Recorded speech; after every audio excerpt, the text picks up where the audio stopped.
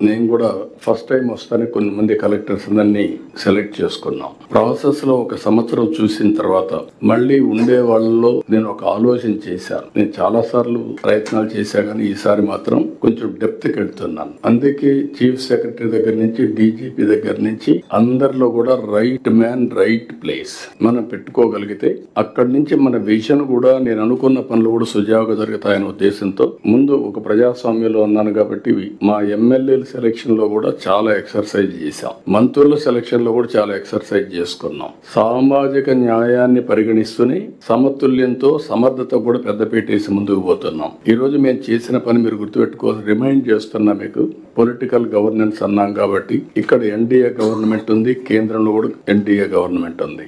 Double engine సర్కార్, double digit growth, highest growth rate 10.5% first quarter లో వచ్చాం. కానీ మన ఎయిమ్ అయితే ఇంకా ఎక్కువ ఉంది.